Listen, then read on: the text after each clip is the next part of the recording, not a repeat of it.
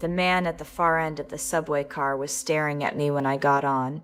He was still staring at me when every other passenger got off. And he was still staring at me when the doors closed and the train pulled away from the platform, and I realized I was alone with him in the last car of the 2 a.m. southbound A train. I want you to sit with that for a second. A metal box underground moving at 40 miles an hour. No windows that open. No emergency exit that works. No cell service. No conductor in sight. Just you and a man who hasn't blinked in 3 stops. That's what I was dealing with on a Wednesday night in November of 2023. And what happened between 14th Street and the end of the line is something I have never told anyone in full until now. I was 23, living in Washington Heights, working as a bartender in the West Village. My shifts ended at 1:30 a.m. most nights, which meant I was catching the train home around 2. I had been doing this for over a year. I knew the late-night subway the way most people know their morning commute. I knew which cars were usually empty. I knew which stations had the most foot traffic at that hour. I knew to sit near the conductor car when possible. I knew to stay awake. I knew to keep my headphones on, but the volume low, so I could hear what was happening around me. I was careful. I was always careful. But careful doesn't mean safe. Careful just means you see it coming. I got on at West 4th Street. The car had maybe 8 people in it, a couple near the middle, a group of 3 guys who looked like they were coming from a bar, an older woman with a rolling cart, and at the far end near the connecting door, a man sitting alone. I noticed him immediately, not because he was doing anything unusual, because of the way he was sitting, perfectly upright, hands flat on his knees, head facing forward but eyes turned in my direction, not glancing, fixed. Like his body was pointed one way, but his eyes had locked onto me the moment I stepped through the doors. He was maybe mid-40s, average build, wearing a dark green jacket and jeans, clean, not disheveled, not visibly impaired, just sitting there, watching me with the kind of focus that made my skin tighten. Subscribe right now if you haven't. This story is about to get much worse. Also hit that like button. 1 second helps this channel more than you know. I sat down near the middle of the car, close to the couple. I pulled out my phone and pretended to scroll. I could feel him looking at me. Not a glance, a stare, the kind you can feel on the side of your face like heat. The couple got off at 14th Street. The 3 guys got off at 34th.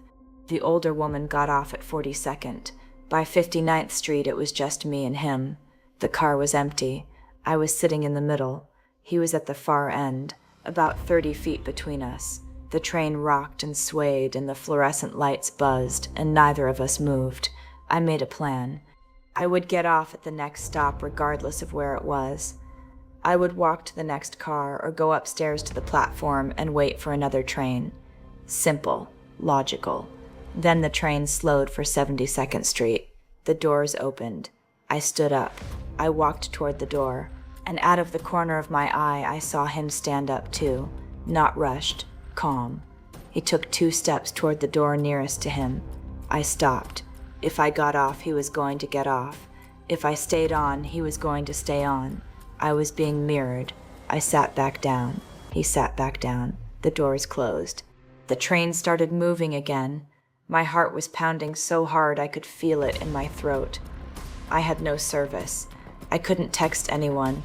I couldn't call anyone. The emergency intercom was near the door at his end of the car. I would have to walk past him to reach it. There was a connecting door behind me that led to the next car, but those doors are heavy and loud, and the moment I tried to open it, he would know what I was doing. I looked at the subway map above the door. The next stop was 86th Street. I had maybe 90 seconds. I needed a better plan. At 86, the doors opened. A man in a suit got on. Thank God, another person, a witness, a variable. The man in the green jacket didn't move. He stayed seated. His eyes were still on me. The man in the suit sat down near the door and started looking at his phone. He had no idea what was happening. He was just a guy going home. I moved. I stood up and walked toward the man in the suit and sat down directly next to him, close enough that our shoulders almost touched. He looked at me with a confused expression.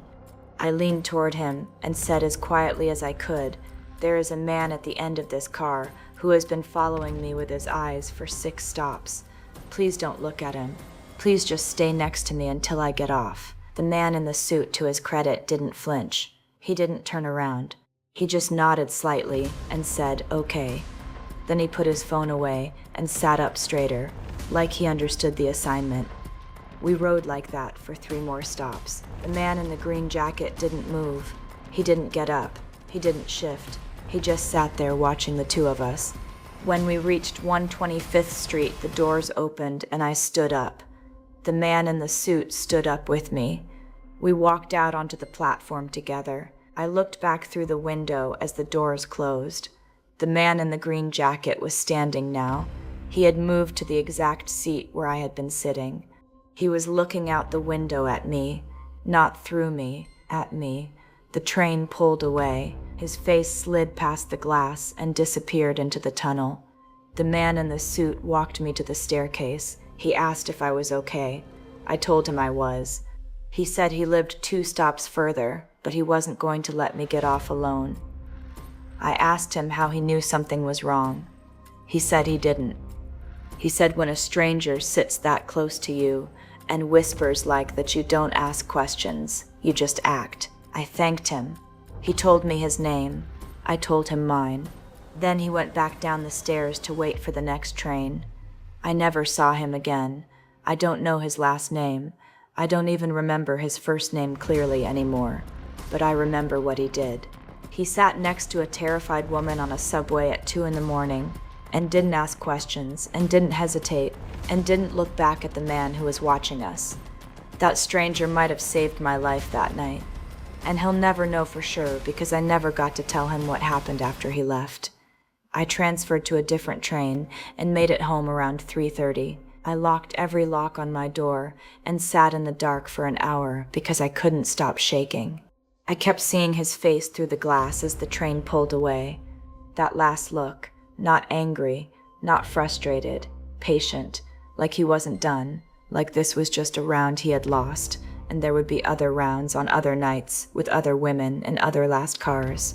I quit the bartending job 2 weeks later, not because of the man in the green jacket specifically, because of the realization that every single night for over a year I had been riding the last car of the A train home at 2 a.m., and I had been lucky, every single night, lucky that the car had other passengers, lucky that nobody sat near me, lucky that the doors opened at the right time, lucky that a man in a suit got on at 86th Street on a random Wednesday.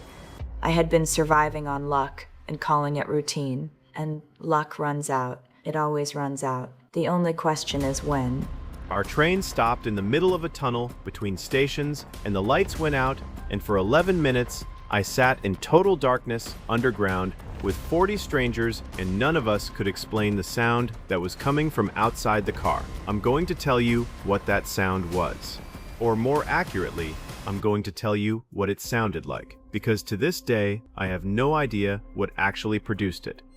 It was January of 2024. I was 35, taking the Red Line in Chicago from the Loop to my apartment in Edgewater. Evening rush was over.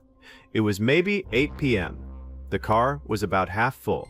Normal crowd, people in work clothes, a few students, a woman with a stroller. Everybody staring at their phones or staring at nothing. The usual. We left the Fullerton station and entered the tunnel, heading north. About 30 seconds after the train entered the tunnel, it started slowing down. Not the normal deceleration for a station. This was different. The brakes engaged hard. Everyone lurched forward. A few people grabbed the poles. The train came to a full stop, then the lights went out. Not dimmed, out. Complete darkness. The kind of dark where you can't see your own hand. People gasped. A few phones lit up immediately. Little rectangles of white light scattered through the car. Someone said, "What the hell?" Someone else said, "Probably just a power issue." The emergency lights should have come on, but they didn't. We sat there in the dark for about 2 minutes. Then the conductor came on the intercom. His voice was distorted and crackly. He said there was a signal issue ahead and we would be moving shortly. Standard announcement. Nothing alarming. People settled back into their seats. If this is already making you claustrophobic, drop a comment. I want to know who else has been stuck on a subway in a tunnel. Now listen to what happened next. About a minute after the announcement, someone near the door said, "Do you hear that?" A few people went quiet. I listened.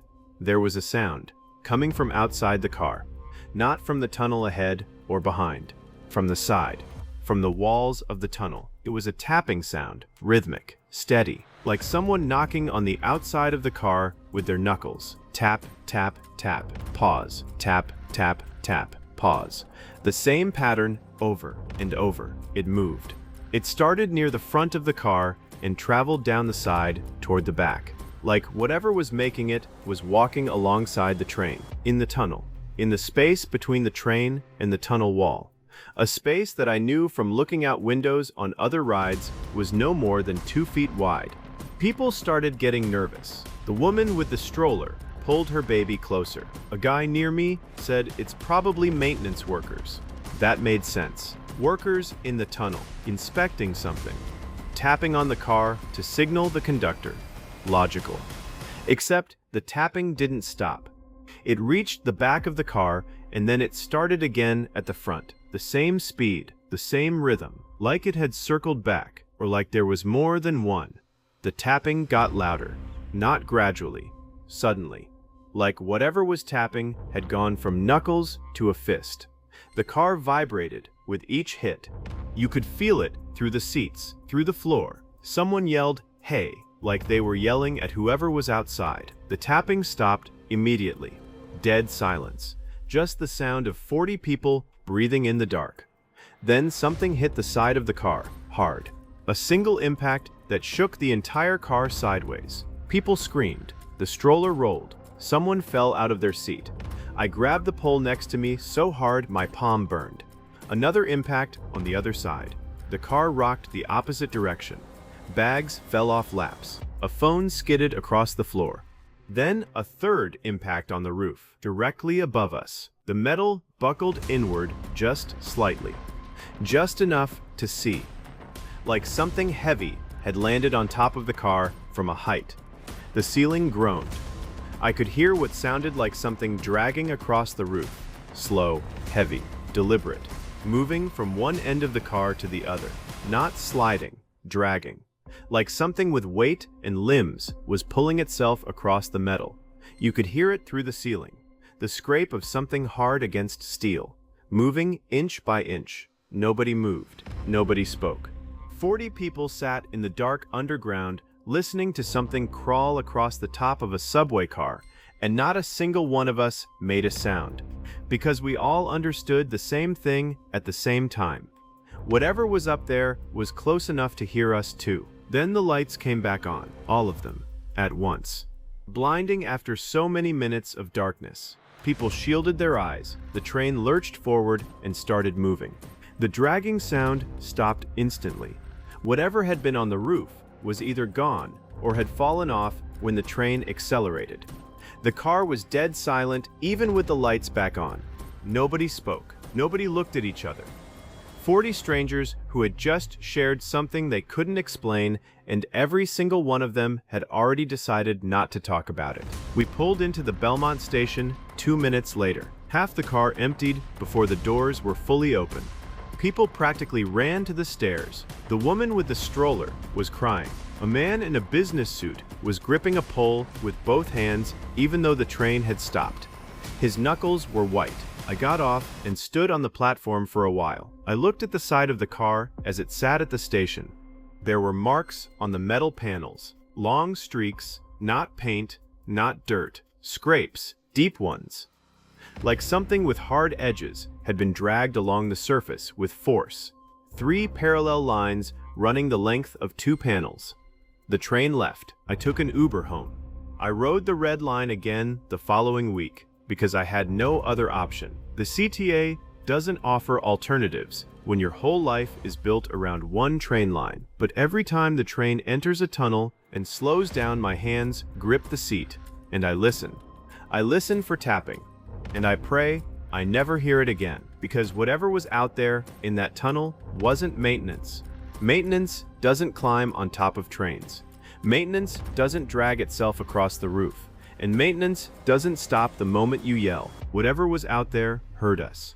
It heard 40 people breathing in the dark, and it wanted us to hear it back. I've worked as a station attendant for the MTA in New York for 16 years. I've seen everything. Fights, medical emergencies, people sleeping on platforms for days. I've pulled 3 people off the tracks. I've been threatened with knives twice. Nothing about this job surprises me anymore, except for what happened on Platform 2 of the station I'm not going to name sometime in the winter of 2023. I can't name the station because I still work there, and if the MTA finds out I'm talking about this, I'll lose my job and probably get sued. But I need to tell someone, because what I saw doesn't make sense, and it has been eating at me for over a year. My station has 2 platforms. Platform 1 serves the uptown trains.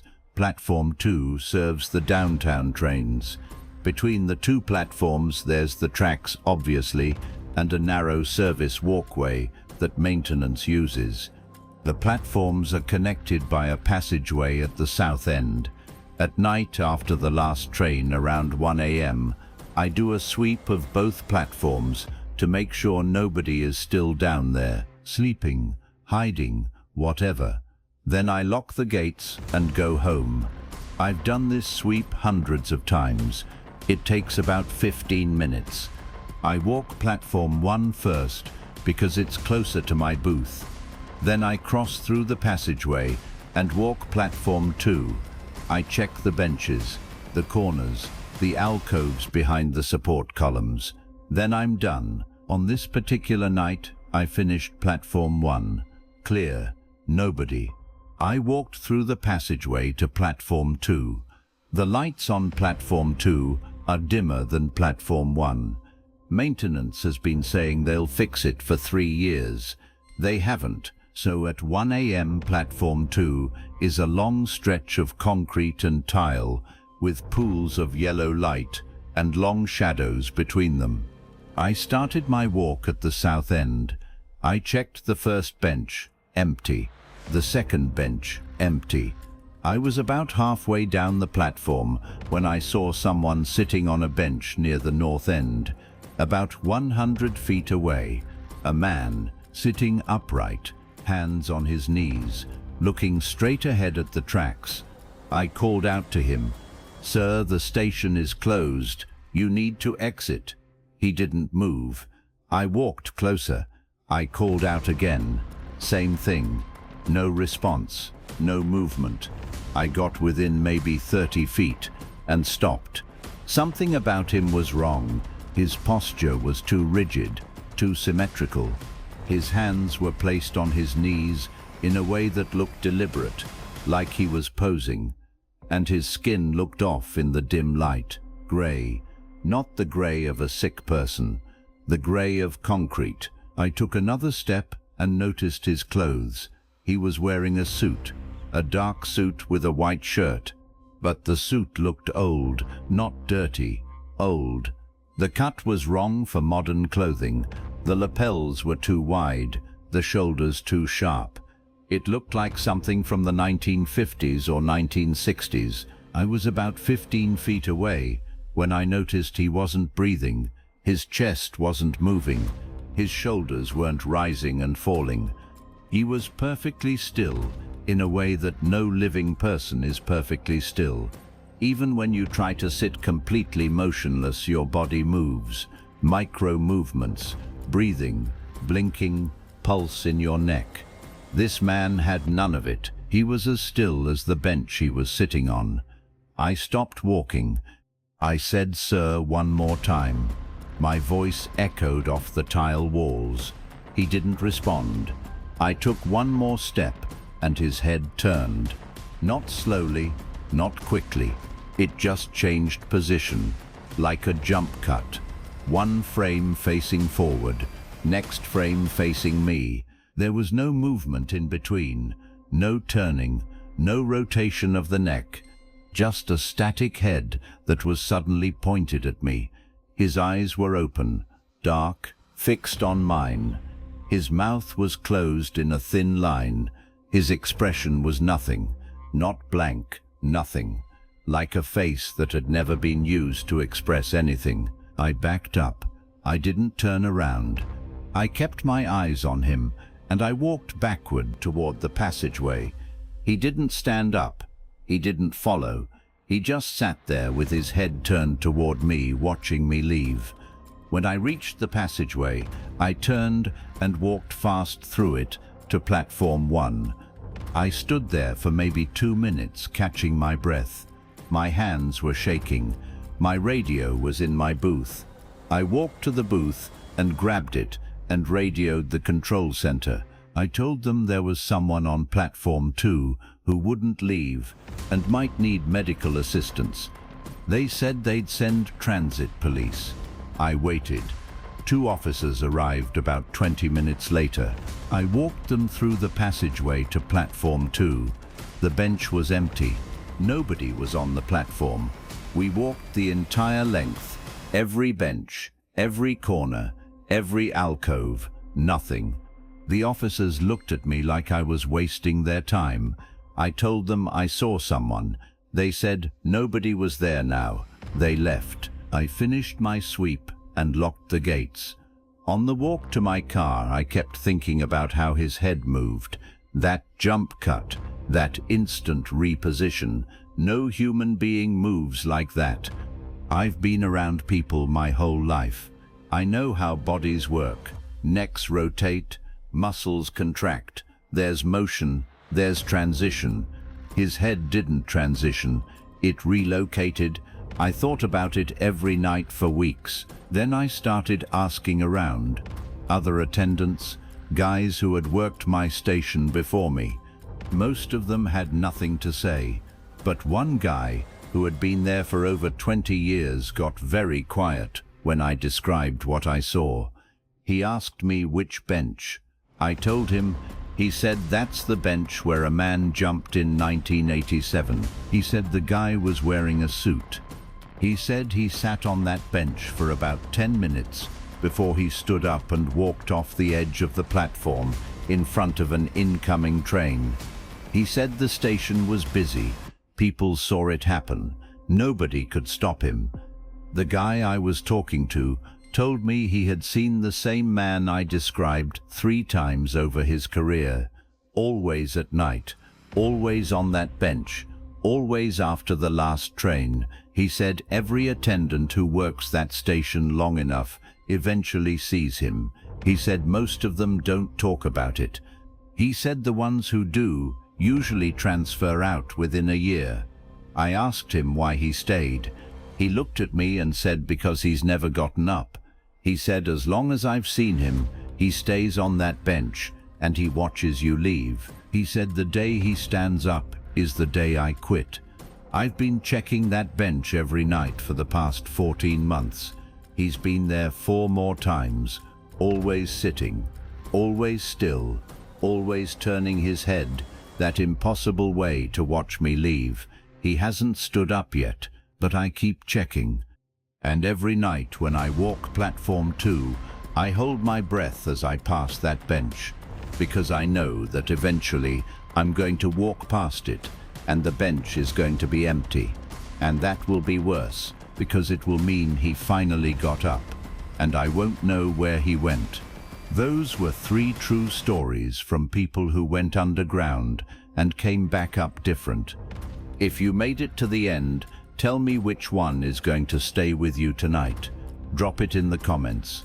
If you ride the subway or the train and you've seen something down there that you can't explain, leave your story below. The most disturbing ones get featured in future videos. Subscribe if you haven't. New stories every week.